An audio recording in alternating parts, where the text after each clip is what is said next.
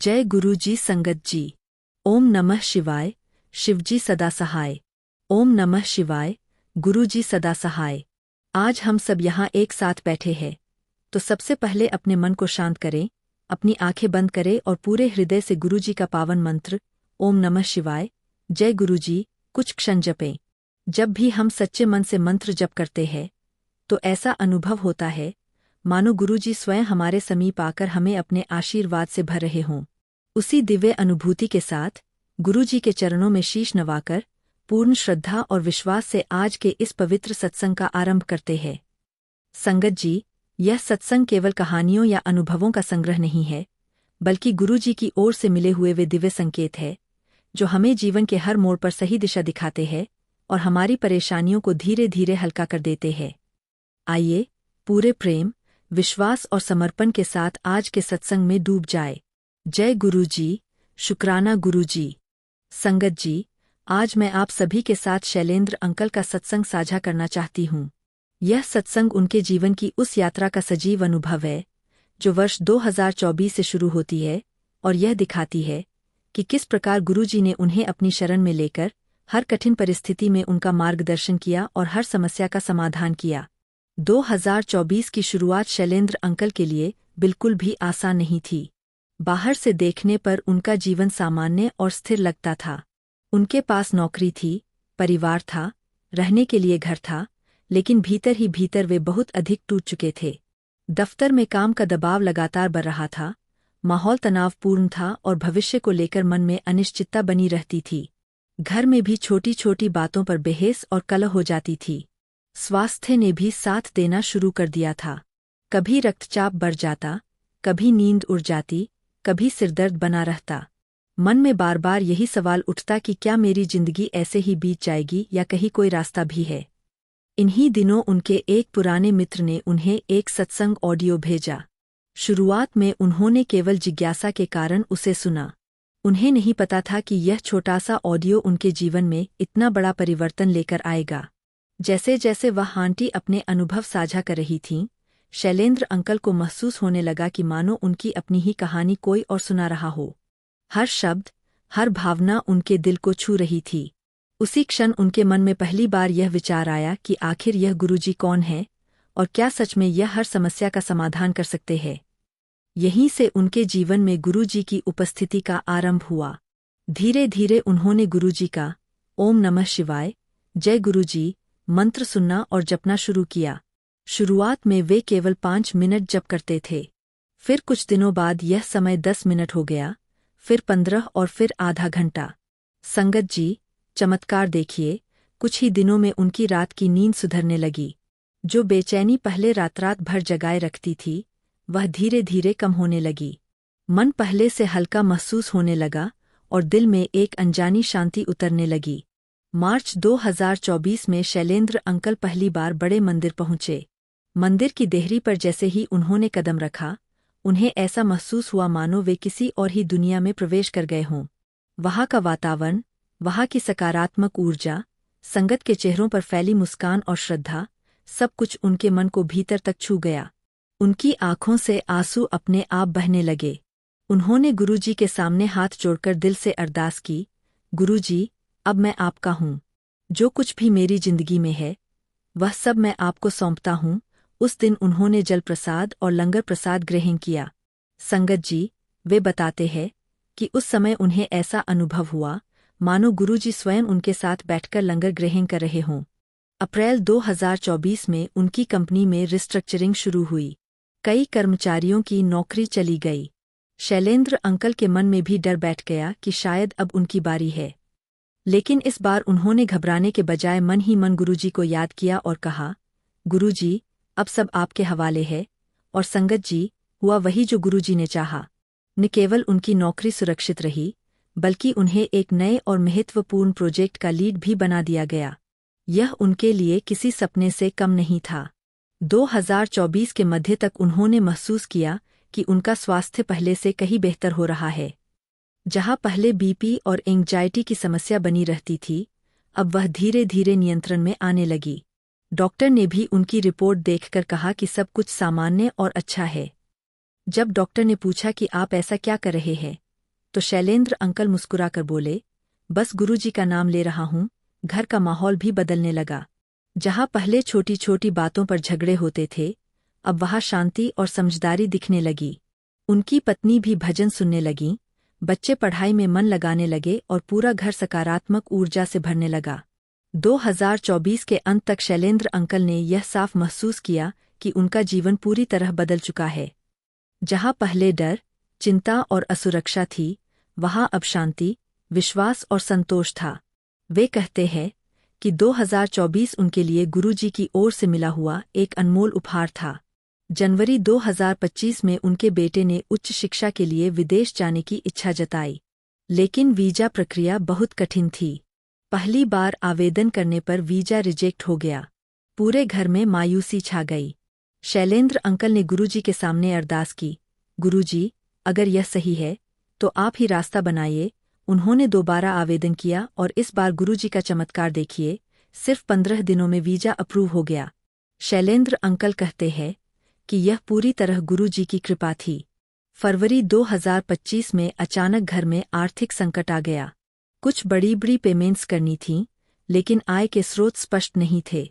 Shailendra uncle बहुत परेशान हो गए, लेकिन उनके मन में विश्वास था कि गुरुजी है। कुछ ही दिनों में अनएक्सपेक्टेड सोर्सेज से पैसे आने लगे। किसी पुरानी इन्वेस्टमेंट का रिफंड मिला, किसी ने पुराना लोन वापस कर दिया और सारी जरूरतें आराम से पूरी हो गईं। मई 2025 में शैलेंद्र अंकल को अचानक सीने में तेज दर्द हुआ। परिवार घबरा गया और उन्हें तुरंत अस्पताल ले जाया गया। डॉक्टरों को शक था कि यह हार्ट से जुड़ी समस्या हो सकती है। उस समय शैलेंद्र अंकल ने मन ही मन गुरुजी का नाम लिया। सभी जरूरी टेस्ट हुए और रिपोर्ट्स आईं। संगत जी, चमत्कार देखिए, सब कुछ नॉर्मल निकला। डॉक्टरों ने कहा कि शायद यह स्ट्रेस की वजह से हुआ होगा। शैलेंद्र अंकल मुस्कुराकर बोले, यह गुरुजी की प्रोटेक्शन है। जून 2025 तक उनका बेटा विदेश चला गया। शुरुआत में थोड़ी उदासी थी, लेकिन धीरे धीरे सबने महसूस किया कि बेटा वहाँ खुश है, अच्छे दोस्तों के साथ है और पढ़ाई में भी अच्छा कर रहा है। शैलेंद्र अंकल को लगा कि गुरुजी न केवल यहाँ, बल्कि वहाँ भी उनके बच्चे का ध्यान रख रहे हैं। अगस्त 2025 में शैलेंद्र अंकल को एक सपना आया। उन्होंने देखा कि वे किसी मंदिर में खड़े हैं और वहाँ एक तेज रोशनी है। उसी रोशनी में से आवाज आई, मैं हूँ, चिंता मत कर। सुबह उठते समय उनकी आंखों में आंसू थे। उन्होंने समझ लिया कि यह गुरुजी का आशीर्वाद है।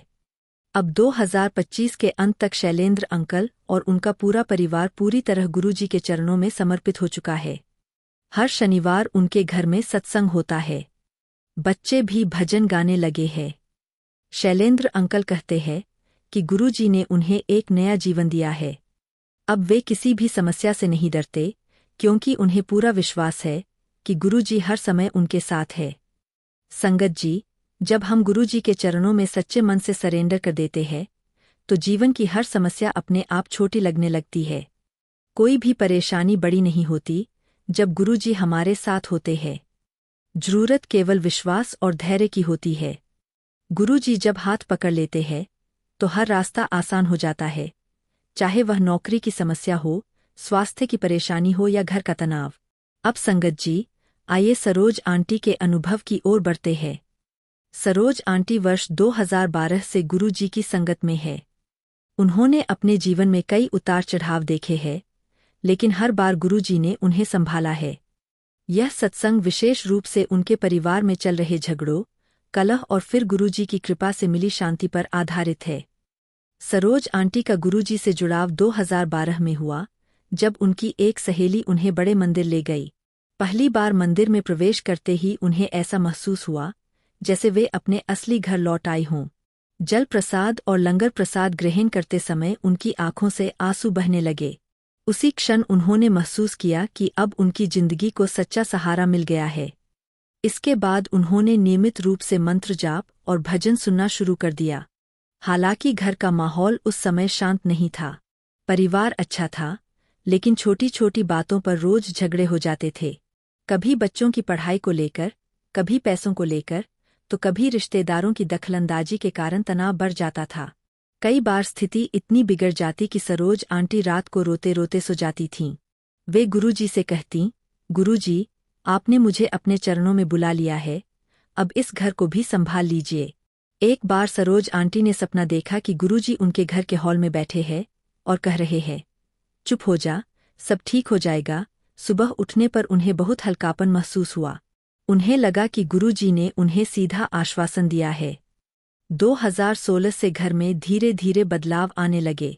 जहाँ पहले रोज झगड़े होते थे, वहाँ अब शांति आने लगी। पति का स्वभाव भी नरम होने लगा और बच्चे भी एक दूसरे की मदद करने लगे। 2018 में परिवार पर एक और बड़ी परीक्षा आई।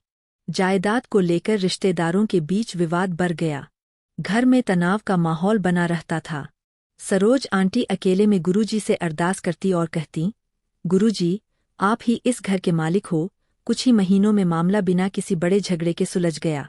रिश्तेदार खुद समझौते के लिए तैयार हो गए। सरोज आंटी कहती है कि यह गुरुजी के बिना संभव नहीं था। कोरोना काल के दौरान भी घर में डर और चिंता का माहौल था, लेकिन सरोज आंटी रोज घर में भजन चलाती और सबको जल प्रसाद देती थीं। गुरुजी की कृपा से उनका पूरा परिवार सुरक्षित रहा। 2020 के बाद बेटे की शादी हुई और जिस बात का डर था, वह हुआ ही नहीं।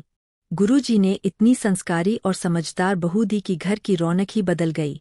अब घर में कलह की जगह हंसी खुशी और प्रेम ने ले ली। 2024 तक सरोज आंटी ने महसूस किया कि उनका घर पूरी तरह बदल चुका है। जहाँ पहले गुस्सा और तनाव था, वहाँ अब प्यार और शांति है। वे अक्सर कहती है कि गुरुजी ने उनके घर को स्वर्ग बना दिया। संगत जी, इन सभी अनुभवों से हमें यही शिक्षा मिलती है कि सत्संग केवल अनुभव नहीं होते, बल्कि गुरुजी की ओर से मिले हुए संदेश होते हैं।